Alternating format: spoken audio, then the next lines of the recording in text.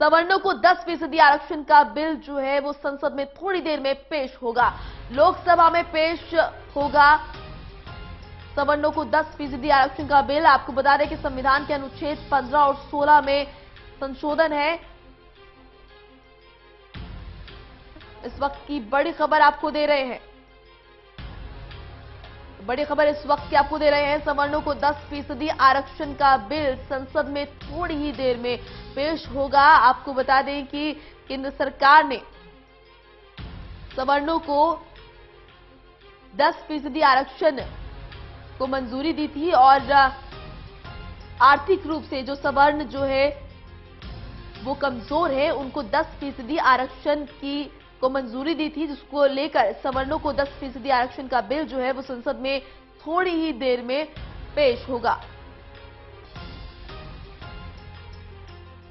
बड़ी खबर इस वक्त की आपको दे रहे हैं। संविधान के अनुच्छेद 15 और 16 में होगा संशोधन। इस वक्त की बड़ी खबर, सवर्णों को 10% आरक्षण का बिल जो है वो संसद में थोड़ी ही देर में पेश होगा।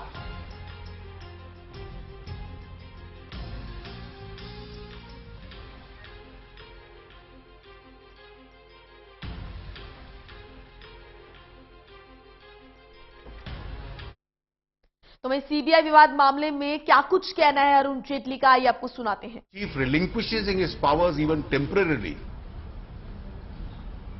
then the jurisdiction of the committee, which is the appointment or removal committee, comes into the play.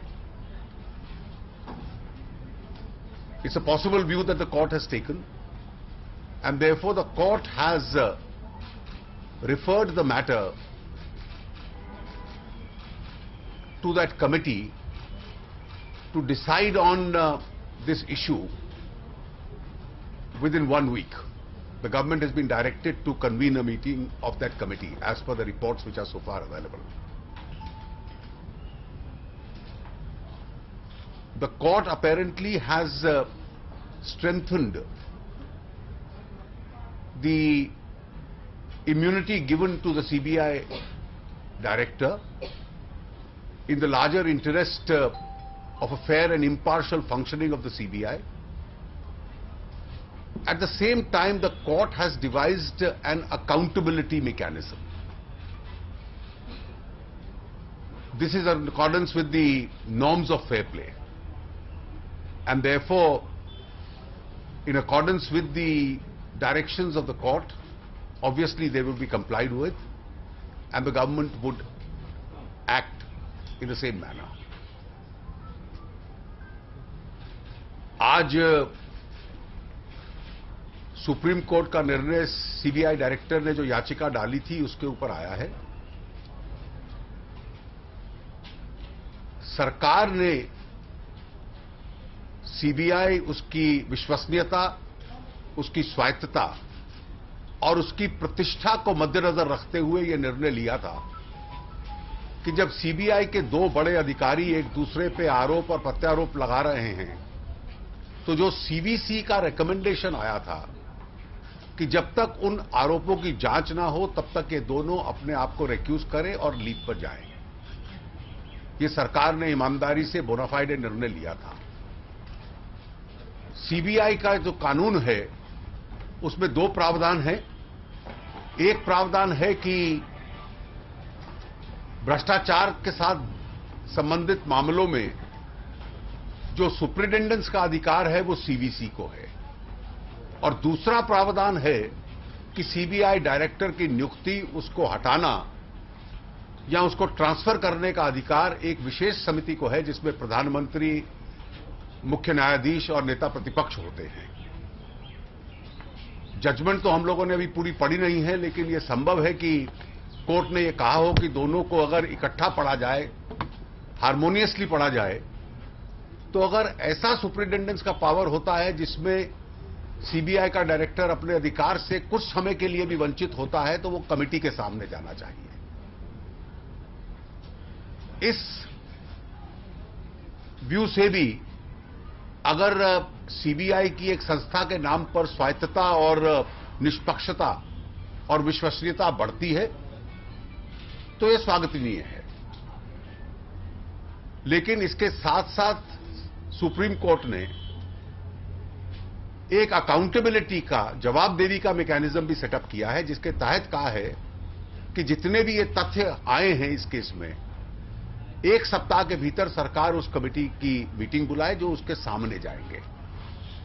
तो ये एक दोनों को बैलेंस करके सुप्रीम कोर्ट ने व्यू लिया है। जब जजमेंट की डिटेल आएगी सरकार उसका अध्ययन करेगी और उसी हिसाब से सरकार अपनी अगली कार्रवाई करेगी। धन्यवाद। सर, कोई सरकार के लिए सेटबैक आपको लग रहा है? देखिए, मैं इन शब्दों में नहीं जाता। मैंने आपको, ये एक ऑनगोइंग विषय है।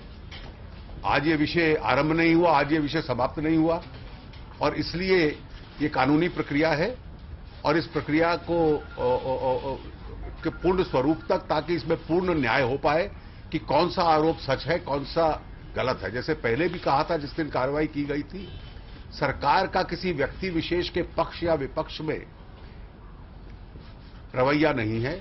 सरकार ये चाहती है कि सीबीआई की निष्पक्षता, सीबीआई की विश्वसनीयता बनी रहे, और जब 2 बड़े अधिकारियों के बीच में आरोप प्रत्यारोप थे तो सरकार ने उसी ईमानदारी की नीयत के साथ सीवीसी की रिकमेंडेशन को स्वीकार किया था। आज उसका एक री इंटरप्रिटेशन सुप्रीम कोर्ट ने दिया है, उसके अनुकूल सरकार अपनी कार्रवाई करेगी। Sir, how do you look at the fact that no policy decision can be taken by Mr. Alok Verma? देखिए, I don't go into any further details. Mr. Jaitley, when you had decided to send Mr. Verma on leave, you had said till the CVC inquiry is over, he should be on leave. Now the CVC's inquiry is over. When the committee, will the government continue to be on the stand that he should be on leave till? Well, I am not going to give you any stand. The government has no stand on this issue. The CVC itself is an independent organization. The CVC has come to a particular finding, and that finding is already before the Supreme Court. Therefore, whatever this committee has to do will be before this committee. The government as such, for or against any individual, has no view. Sir, Alok Verma is on the verge of retirement. Do you think meeting of the committee will still be done and it will still... Well, I think there is a judgment of the Supreme Court. Why should you speculate anything on that? लगातार कहा जा रहा है ये सरकार के लिए जो है एक बहुत बड़ी हार है। देखिए, ये कानूनी मामला है, और कानूनी मामले में अगर मैं एक वाक्य में कहूं कि सुप्रीम कोर्ट ने सीबीआई की निष्पक्षता, स्वायत्तता बनाई है और उसकी विश्वसनीयता बनी रहे, इसलिए अकाउंटेबिलिटी का मैकेनिज्म भी खड़ा किया है। ये इंस्टीट्यूशनल प्रोटेक्शन की दृष्टि से किया है, इसको राजनीति के चश्मे से नहीं देखना चाहिए। धन्यवाद।